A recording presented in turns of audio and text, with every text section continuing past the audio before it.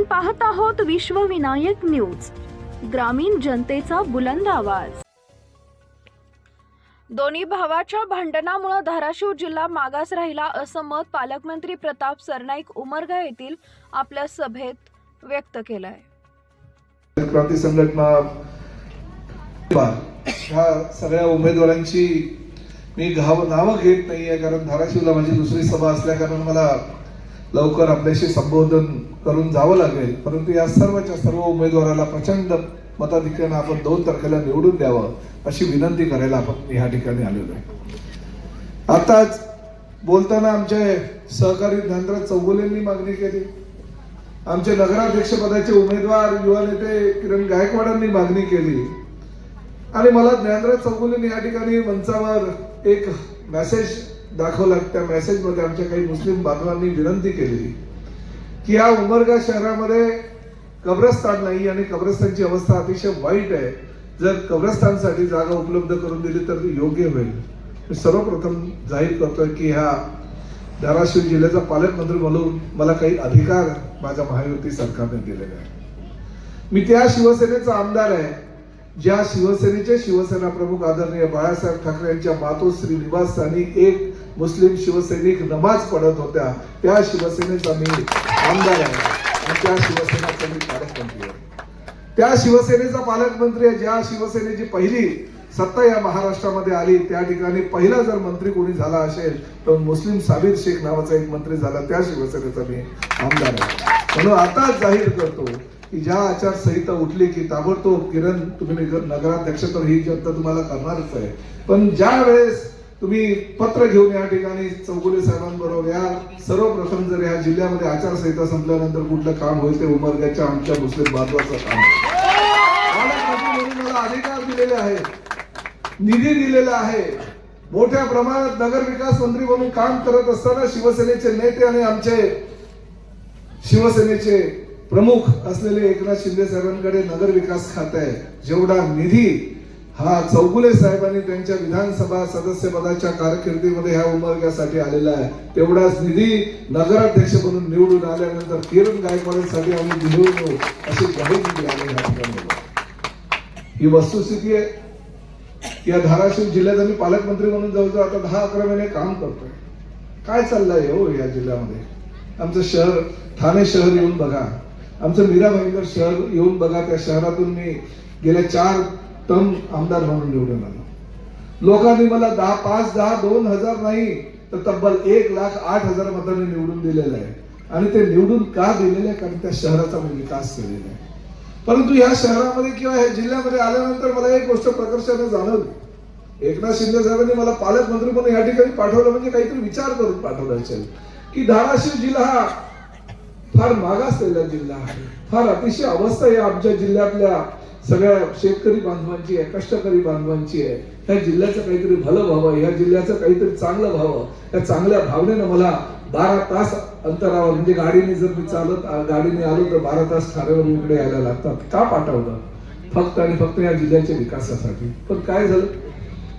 ह्या जिल्ह्याचा विकास का खुंटला त्याचं एकच कारण आहे, 2 भावांमधली असलेली भांडणं आणि 2 भावांच्या भांडणामुळे जिल्हा मागासलेला आहे। जर तुम्ही चांगल्या पद्धतीने काम केलं, मुख्यमंत्री महायुतीचे आहे, तुमचे पालकमंत्री हे महायुतीचे आहे, शिवसेनेचे मुख्य नेते हे महायुतीचे आहेत आणि चांगल्या प्रकारचं काम करण्याची संकल्पना त्यांच्या नगर विकास खात्याच्या माध्यमातून ह्या जिल्ह्यासाठी करण्याची त्यांची भावना आहे। एक ज्ञानराज चौगुले सारखा आमदार त्यांच्याकडून 1100 कोटी रुपयाचा निधी घेऊन येऊ शकतो आणि ह्या जिल्ह्याचा किंवा ह्या तालुक्याचा विकास करू शकतो, तर त्यांच्याकडनं तुम्ही मदत घ्या, त्यांच्याकडनं सहकार्य घ्या आणि त्यांच्या सहकार्याच्या भावनेतून आणि त्यांच्या मदतीने तुम्ही ह्या जिल्ह्याचा विकास करा। ही भावना लोकप्रतिनिधी म्हणून तुमच्या मनामध्ये का येत नाही? ती यायला हवी। भावनिक आवाहन करून लोकांना मतं मागायची, निवडून यायचं, परत एक भावनिक आवाहन करायचं।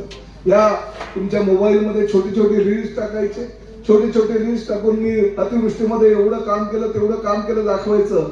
अहो, प्रताप सरनाईक ह्या धाराशिव जिल्ह्यामध्ये जेव्हा अतिवृष्टी झाली, प्रताप सरनाईकने स्वतःच्या घरामध्ये दिवाळी साजरी केली नाही, आपल्या कुटुंबियांना पुत्र नातवांना घेऊन आला आणि धाराशिव जिल्ह्याच्या अतिवृष्टी घेतलेली आहे त्या ठिकाणी त्या शेतकऱ्यांबरोबर दिवाळी साजरी केली। कारण त्यांची दिवाळी जर काळी आहे तर माझी दिवाळी सुद्धा पालकमंत्री म्हणून काळी व्हायला पाहिजे।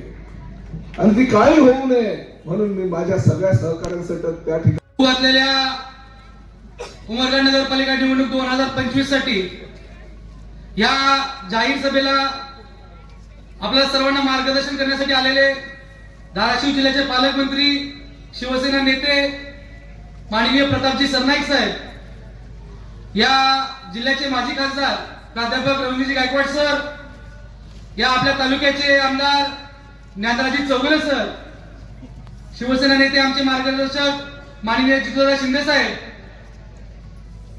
युवा काँग्रेसचे जिल्हाध्यक्ष आशिषभाई मोरे साहेब, देवकते साहेब, व्यासपीठावरील सर्वच मान्यवर, माजी आमदार राजनजी साळवी साहेब, व्यासपीठावरील शिवसेना काँग्रेसचे सर्व नेते मंडळी पदाधिकारी आणि या उमरगा शहर विकास आघाडीचे सर्वच उमेदवार, इथं जमलेले सर्व माझ्या माता भगिनी, वडीलधारी मंडळी आणि माझ्या युवा मित्रांनो, सर्वप्रथम आपल्याला कळकळीची विनंती करणार आहे की येत्या 2 तारखेला आपण सर्वांनी, या उमरगा शहरातील सर्व नागरिकांनी आमच्या या पॅनेलच्या सर्व उमेदवारांना आपला भरभरून आशीर्वाद द्यावं, आपलं पाठबळ द्यावं, आपलं प्रेम द्यावं आणि जिथं जिथं धनुष्य सांगू इच्छितो ज्या पद्धतीनं मागच्या या 2.5 वर्षाच्या कालखंडात नामदार, माजी मंत्री, मुख्यमंत्री एकनाथजी शिंदे साहेब यांच्या आशीर्वादानं, रवी सरांच्या मार्गदर्शनाखाली प्रतापजी सरनाईक साहेब यांच्या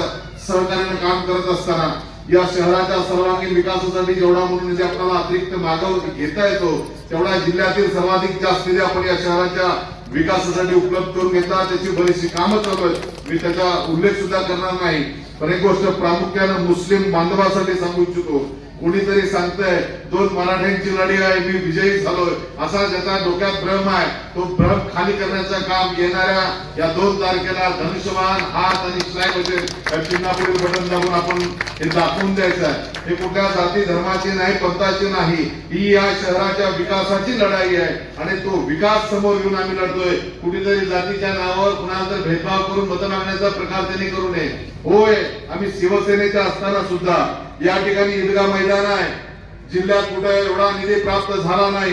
1 कोटी रुपये तुमच्या ईदगाह मैदानासाठी ज्ञानराज चौगुले उपलब्ध करून दिले.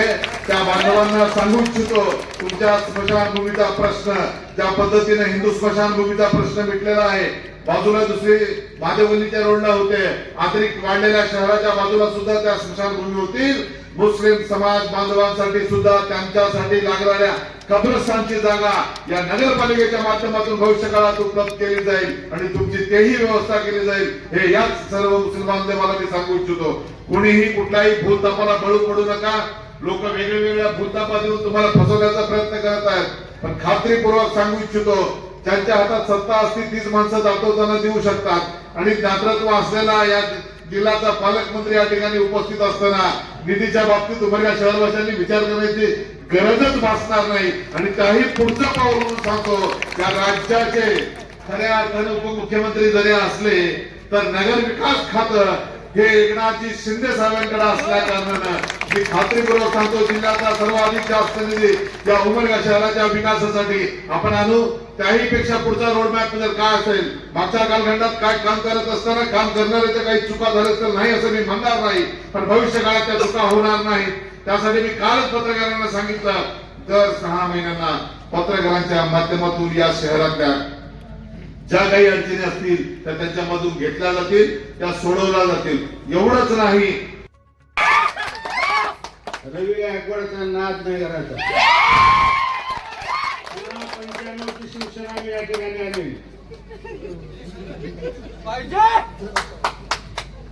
एकदा नगरपालिकेला उमरग्यात हे आज मंदिर काँग्रेस बरोबर युती केली. या उमरग्यामध्ये काँग्रेसला पाडण्यासाठी महाराष्ट्रात नाही भारतात पहिल्यांदा मी आघाडी केली होती.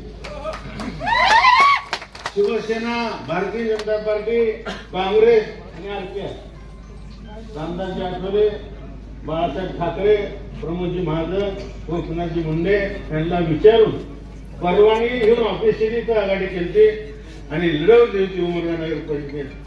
एकही काँग्रेसचा निवडून आला नव्हता, सभागृहात विरोधकच नव्हता एक. आणि आता त्याच पद्धतीचं वातावरण या पॅनलमध्ये निर्माण झालंय. मी गल्ली दिसतोय की मी खात्रीपूर्वक सांगतो की सर्वच्या सर्व 25 उमेदवार आणि एक अध्यक्ष 100% निवडून येणार. यामध्ये काल इथं आल्यावर कोणीतरी बोललं म्हणून या प्रभागामध्ये हातात अंगठ्या घातल्यावर लोक मतं देत नाही.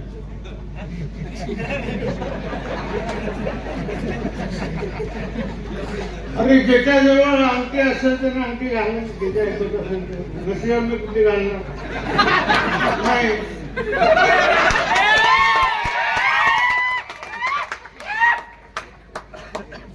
ऐपतीप्रमाणे आपल्या हौसेप्रमाणे प्रत्येक जण त्याच्या वस्तू वापरतो. त्याच्यावर जर टीका आमदारांनी करावी मी झालेलं आहे. या पद्धतीचं राजकारण होणार नाही. सगळ्यांनी मिळून भविष्य काळामध्ये चांगल्या योजना आपल्याला कशा राबवता येतील हे बघणं गरजेचं आहे. आणि त्यामुळं आपण सर्वजण या आमच्या शहर विकास आघाडीच्या माध्यमातून जाहीरनामा दिलाय, वचननामा दिलाय, त्या पद्धतीची सगळी कामं आपण पूर्ण करू. या शहरामध्ये कोण काय करतंय, किती कामं झाली, कोण केले, हे सगळं तुम्हाला माहित आहे. अजूनही एक दोन सभा होणार आहे, तेव्हा आम्ही त्या अजून डिटेल बोलू. सरनाईक साहेबांना जायचं आहे, अजून सभा त्यांना महाराष्ट्र आहे म्हणून मी जास्त बोलणार नाही.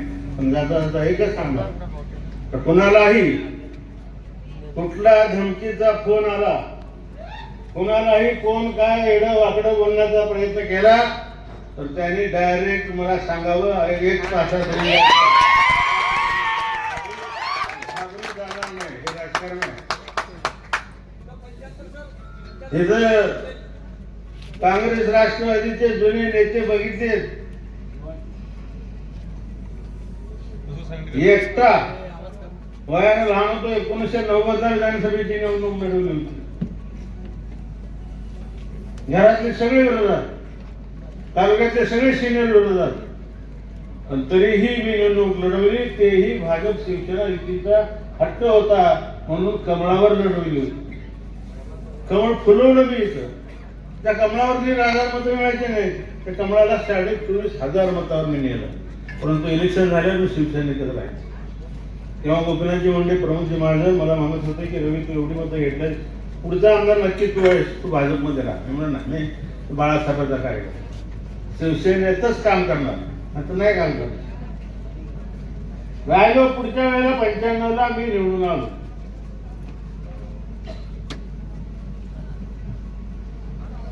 या तालुक्यातलं जो येड्या गबाळ्याचा कारभार, दादागिरीचा कारभार शमवण्याचं काम आपण केलं. शांततेनं हे उमरगा शहर या ठिकाणी चाललं. परंतु गेल्या 2-3 वर्षामध्ये वेगवेगळ्या स्वरूपाच्या घटना घडत आहेत. हे मात्र यापुढे होऊन घेतलं जाणार नाही. प्रत्येक प्रभागामध्ये एक कमिटी करू आणि त्या कमिटीला सांगू मी, तुम्ही कुणाला फोन करा, काय झालं तर तुझं लगेच. अशाच ताज्या बातम्या पाहण्यासाठी विश्वविनायक न्यूजला लाईक करा, सबस्क्राईब करा आणि बेल आयकॉन प्रेस करा.